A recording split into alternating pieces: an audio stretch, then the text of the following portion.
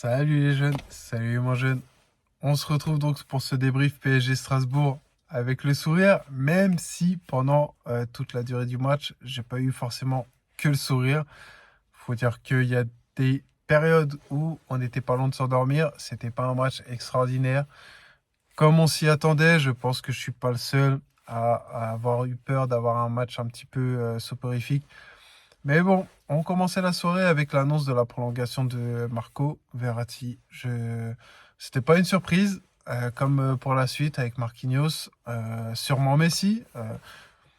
Voilà, c'est pas des surprises, mais ça fait toujours plaisir. Pour moi, Marco Verratti, il est très important pour le PSG. C'est un des meilleurs milieux de terrain du monde. Alors, il est beaucoup critiqué parce qu'il prend des risques, etc. On l'a vu ce soir, il y a des risques qu'il a pris qui n'ont pas payé, qui ont payé pour Strasbourg même, si je puis dire. Mais en général, ça passe toujours. Je sais pas comment il fait le petit hibou, mais il arrive toujours à soit avoir le ballon, soit avoir une faute. Je sais pas comment il fait, mais il est extraordinaire. Donc moi, ça me fait plaisir qu'il prolonge encore une fois. Donc parfait par rapport à ça. Si alors on peut commencer, si vous voulez bien, par la composition. On a eu des joueurs de retour du Coupe du Monde qui peut-être psychologiquement étaient un petit peu fragilisés physiquement, qui étaient peut-être fatigués, mais en tout cas ils nous ont prouvé qu'ils étaient là, ils ont fait leur match, ils ont joué correctement. On va approfondir derrière, mais c'était pas déconnant. Ils nous ont prouvé qu'ils étaient présents. Galtier n'a pas fait d'erreur manifeste par rapport à tout ça. Et on a eu notre petit lot de jeunes, comme Ekitike est devant, Bichabou derrière qui a fait un énorme match. Si je dis pas de bêtises, il a le plus haut taux de tacle réussi pendant ce match. Et il a un nombre de récupérations juste derrière Fabien Ruiz. Donc pour un gamin qui a aligné un poste qui n'est pas le sien initialement, c'est pas mal. Mais bon, en tout cas, il a joué ici parce que Bernat a ressenti une douleur à la cuisse. Si les infos sont bonnes, il s'est retrouvé en tribune. Donc c'est le gamin qui a été essayé à sa place. Et franchement, il a fait plus que le taf. Certes, offensivement, c'était pas extraordinaire, mais c'est pas son boulot non plus. Mais défensivement, par contre, on n'a rien à lui reprocher. Il a été présent. Il y a même un sauvetage qu'il a fait en défense centrale alors qu'il va y jouer latéral parce qu'il s'est correctement connecté avec ses partenaires, qu'il a correctement lu le jeu. Donc c'est tout à son honneur, surtout pour son âge, pour son expérience. Première titularisation en Ligue 1. C'était beau. Moi, ça m'a vraiment beaucoup plu. Beau match de sa part. Il était remercié aussi par le Parc des Princes. C'est très important parce qu'il a fait son match. Devant Marquinhos, qu'est-ce que vous voulez dire? Alors, il a mis son but. Parfait. Derrière, il fait un contre son camp. C'est pas forcément de sa faute. On peut pas lui tirer dessus. Il a dévié un centre. Malheureusement, c'est rentré dans le but. Voilà, contre son camp. S'il n'avait pas mis son but avant, par contre, je pense que psychologiquement, ça l'aurait détruit. Là, ça lui aurait fait du mal. Avec le tir au but qu'il a raté avec le Brésil en Coupe du Monde. Déjà fragilisé mentalement. Il revient. Il fait perdre le Paris Saint-Germain. Alors là, je pense que Marquinhos, on le ramasse à la petite cuillère pour la fin de saison. Donc heureusement qu'il plante son but avant. Et heureusement aussi qu'à la fin, Mbappé, il met ce deuxième but sur penalty qu'il va chercher lui-même. Parce que même le nul, je pense que Marquinhos, ça lui aurait fait beaucoup de mal. À côté, Ramos, surtout en fin de match, j'ai vu qu'il a essayé de chercher des solutions. Il a eu du mal, on est en jeu à 10, donc il n'a pas fait un mauvais match. Puis Tchabou, on en a parlé. Mukiele, après derrière Hakimi, enfin, tout était correct. Verratti qui a fait 2-3 petites erreurs, malheureusement. Comme je disais en début de vidéo, ça paye pas toujours. Mais bon, on peut pas forcément lui reprocher parce que ce soir on gagne le match, on finit par une victoire, on finit par les 3 points.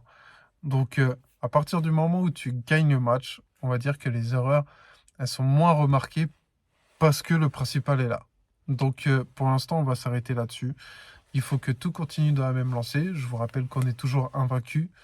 On n'a connu que des victoires, que des matchs nuls. Donc il faut que ça continue. Moi, c'est tout ce que je veux. Si on peut finir la saison, franchement, en étant invaincu, magnifique. J'aurais rien à dire. Toutes les erreurs qui se seront passées pendant la saison, bah, on aura oublié. On dira rien là-dessus. Euh, Donnarumma, Donnarumma, par contre, ce gardien-là, il nous a sauvé le cul, hein. Ça, on peut pas dire le contraire. Sur le but de Marquinhos, le but que Marquinhos lui met, pardon, contre son camp, il peut rien faire. Alors là-dessus, on peut rien lui reprocher. Par contre, il nous sauve le cul, hein. Son arrêt de la cuisse, presque miraculeux. Par contre, là, il nous sauve le cul, hein. Parce que là, tu te prends un but comme ça pour remonter derrière à 10. Tu peux y aller parce que derrière, ils auront bétonné Strasbourg. Je pense que ça aurait été très compliqué. Donc, il nous sauve le cul. Et quand tu vois les images, franchement, même à la fin du match, quand il est avec ses coéquipiers pour saluer le parc, pour saluer le cup, il a l'air gigantesque. Alors, je sais qu'il est grand, mais à chaque fois, ça me choque. Alors, en plus, tu vois Vitinha Verratti l'un à côté de l'autre. Tu vois le gardien à côté. Franchement, ça fait tout drôle, hein, parce qu'il est énorme à côté. Mais bon, bref, pour continuer, alors Vitinha, par contre, je l'ai trouvé. Il était pas mauvais, hein, je ne veux pas dire le contraire, mais je l'ai trouvé un petit peu transparent, on va dire. Par contre, Mbappé, il a essayé de jouer. Il a fait son match. Il a fait des appels contre appels. Il a essayé de se connecter. Il a essayé de jouer. Il a essayé de faire le jeu. Il n'y a rien à dire. Et Kitike, pour son expérience, on va dire, il a fait son match aussi. Alors d'accord, il n'a pas planté. Il n'a pas fait de passe D, etc.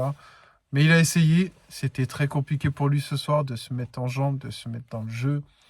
Et puis avec le peu de temps de jeu qu'il a, c'est compliqué aussi de se connecter avec ses partenaires, de se positionner correctement pour un Neymar qui fait le jeu derrière, par exemple.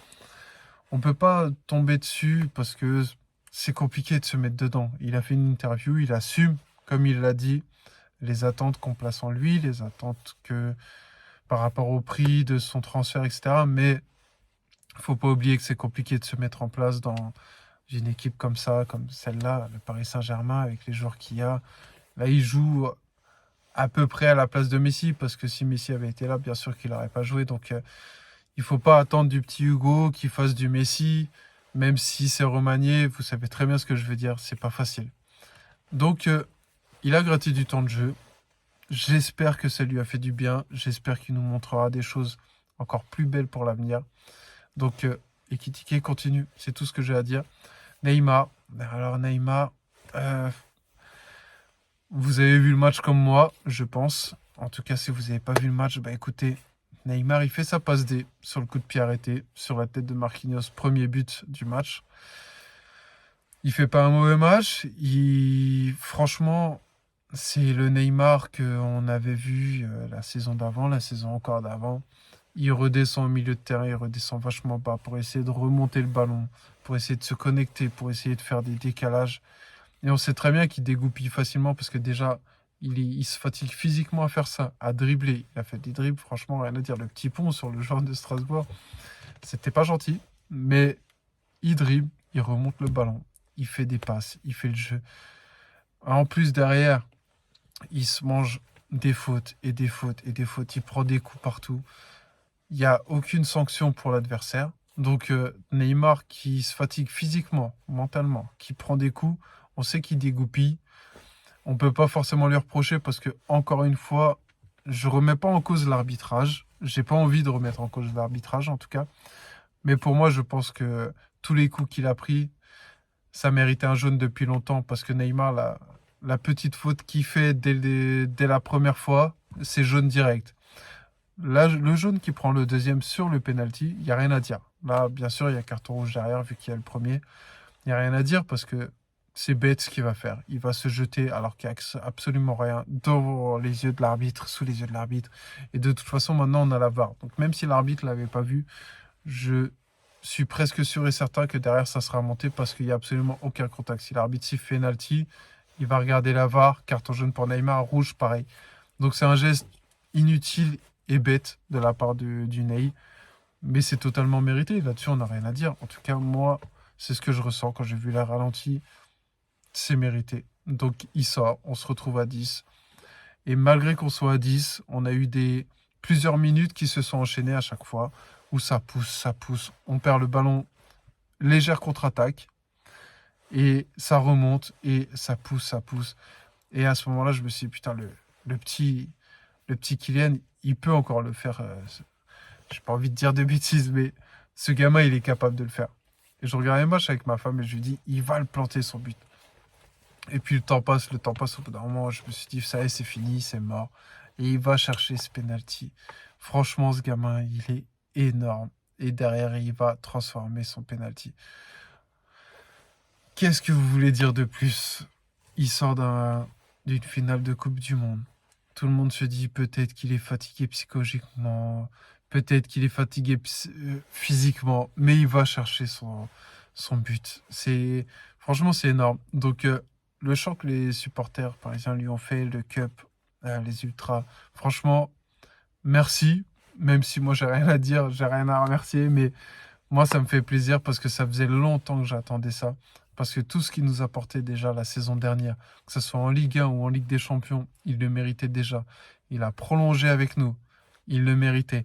Et tout ce qu'il a fait avant, à son âge, être presque meilleur buteur de l'histoire du PSG, tout ce qu'il a fait, tout le sérieux qu'il a eu. Alors, il y a eu des petites déviances avec les histoires de transfert, etc. Des fois, peut-être qu'il a été mal compris. Des fois, peut-être qu'il a un petit peu trop joué avec ça. Mais en tout cas, il nous a toujours prouvé qu'il était professionnel. Il a toujours été là quand il fallait. Il nous a porté, il nous a sauvé le cul un nombre incalculable de fois. Son choix, il le méritait 1000 fois.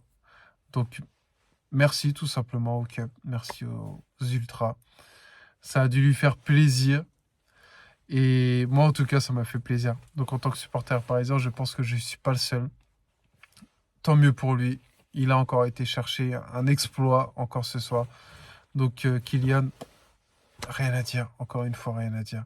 Continue comme ça. En tout cas, c'est tout ce que je souhaite. Derrière, il y a le match de Ligue des Champions contre le Bayern.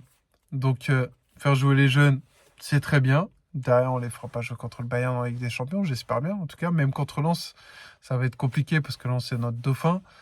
Donc, faire jouer les jeunes, c'était le bon moment. En tout cas, Kylian, par exemple, continue à montrer qu'il est en jambes avant les prochaines séances qui vont devenir de plus en plus grosses, de plus en plus importantes pour la saison du Paris Saint-Germain. Donc, franchement, ça fait grave plaisir. On continue comme ça, en tout cas. On a eu des changements. On a eu des changements pendant le match. Par exemple, Soler, Sarabia. Sarabia, je le trouve toujours, j'ai pas envie de dire nul, mais il est transparent. Il se laisse quelques matchs pour lui et la direction aussi pour savoir s'il doit être transféré cet été. Mais pour lui, c'est mieux et pour nous, c'est mieux, Paris Saint-Germain, qu'il soit transféré cet été parce que il est capable de faire des belles choses ailleurs. Et au Paris Saint-Germain, avec le peu de temps de jeu qu'il a, il n'est pas capable de faire grand-chose. Et j'arrive pas à le reconnaître parce que c'est un joueur que j'aimais bien. C'était pas une superstar, mais c'est un joueur que j'aimais bien. Et là, le voir, ne même pas réussir un contrôle sur certains matchs, ça me fait mal au cœur. Donc autant qu'il parte, qu'il s'éclate ailleurs, tant mieux pour lui, tant mieux pour nous, parce que ça libérera de la place. Et c'est un joueur à qui on ne donnera pas forcément beaucoup de temps de jeu, parce qu'il y a Messi, Neymar, Mbappé. C'est compliqué. Il y a des jeunes pousses derrière qui veulent pousser justement, donc ça va être compliqué. Donc autant qu'ils partent. On a Solaire qui est rentré aussi. Solaire, Mbappé a essayé de lui donner 2-3 petits ballons. Bon, après, avec le peu de temps de jeu qu'il a eu, on ne pourra pas lui reprocher grand-chose. Mais en tout cas, c'est Mbappé, pour moi, qui a débloqué la situation. C'est pas forcément les changements, c'est pas un coaching gagnant, ni quoi que ce soit. Donc en tout cas, je suis très heureux parce qu'on a les 3 points. On a la victoire à la fin du match. J'ai du mal à vous refaire la vidéo parce que ça fait 4 fois que je m'enregistre. À chaque fois, il y a une connerie qui fait que ça bug. Je suis obligé de recommencer. Donc j'ai peut-être oublié quelque chose. Je reviendrai. Si j'ai oublié quelque chose d'important, je reviendrai dessus dans une prochaine vidéo. Il y a des avant-matchs à venir. Il y a Lens qui s'enchaîne derrière. Donc j'hésiterai pas à revenir vers vous si j'ai oublié quelque chose. En tout cas, mes pronos d'avant-match étaient ratés. J'espérais un 2-0, voire 3-1 si on devait concéder un but. Mais j'étais loin de penser que Neymar allait prendre un rouge, qu'on allait se retrouver à 10. Marquinhos qui mettait un but contre son camp. En tout cas, Marquinhos, meilleur buteur de match, hein. Il a mis 2 buts. Alors certes, c'était pas dans le bon sens, mais c'est le meilleur buteur du match quand même. Non, blague à part. Marquinhos, continue de travailler, continue à rester fort mentalement. On a besoin de toi. C'était une mauvaise blague de ma part. En tout cas, on se retrouvera donc pour l'avant-match contre Lens. Mon prono n'était pas bon. J'ai aucune excuse, même si le déroulé du match n'était pas ce que j'aurais imaginé, loin de là. Mais c'est pas une excuse. J'essaierai de faire mieux la prochaine fois. Donc vous, dites-moi ce que vous en avez pensé. Dites-moi ce que vous pensez de Kylian en ce moment, parce que tout simplement, quand j'entends à droite à gauche les journalistes et commentateurs dire que c'est le meilleur joueur du monde en ce moment et depuis un moment, bah je suis d'accord. En fait, Kylian, ce qui est compliqué, c'est que depuis le début, je sais qu'il est énorme, mais quand je le vois jouer, j'arrive pas à me dire, ah, ce gamin, il est trop fort. Il est meilleur que tout le monde, c'est le meilleur joueur du monde. Je sais pas. Alors, peut-être que ses gestes, ce qu'il fait, on a l'impression qu'avec lui, c'est trop facile. Alors, c'est peut-être ça. Mais alors, quand il plante des buts, en fait, on s'y attend et on se dit, ouais, mais c'est parce qu'il est trop fort. Mais on n'arrive pas à voir il est extraordinaire. En tout cas, pendant qu'il joue, pendant qu'il court. Je sais pas si vous voyez ce que je veux dire. Et dites-moi ce que vous en pensez. Parce que vraiment, il est énorme, ce gamin. Franchement, il est impressionnant. Pour son âge, le mental qu'il a, la solidité. Et même ses appuis, même des détails comme ça, quand il se fait rentrer dedans, les appuis qu'il a, il est solide. Alors que quand on me dit que c'est un tout droit, franchement, là, faut arrêter. C'est totalement ridicule. Même quand il va tout droit, qu'il se fait rentrer dedans, qu'il se fait tamponner, le gamin, il est encore debout, il va dribbler tout le monde. Non, franchement, il est énorme. Donc, Kylian, merci encore une fois. C'est une longue vidéo que j'ai fait, un long débrief. Donc je vais m'arrêter là. Je suis désolé. Merci à ceux qui m'ont regardé jusqu'au bout. N'hésitez pas encore à vous abonner. Moi, ça me fait grand plaisir. J'espère qu'on va continuer à être de plus en plus, qu'on pourra échanger. J'aime beaucoup, moi, échanger sur les matchs de foot en général, sur des carrières de joueurs en général, et encore plus sur le PSG. Donc n'hésitez pas à me rejoindre. Ça sera avec un grand plaisir. Si vous voulez m'envoyer des messages, n'hésitez pas. Mettez-moi un petit j'aime. Ça permettra de partager mes vidéos au plus grand nombre. Euh, Si on peut échanger à plus de passionnés, tant mieux. Moi, en tout cas, ça me fait vraiment plaisir aussi. En attendant, on se retrouve très vite pour un avant-match. S'il n'y a pas de vidéo entre-temps. Donc, ça sera le match contre Lens. En attendant, prenez soin de vous. Allez, Paris. À bientôt.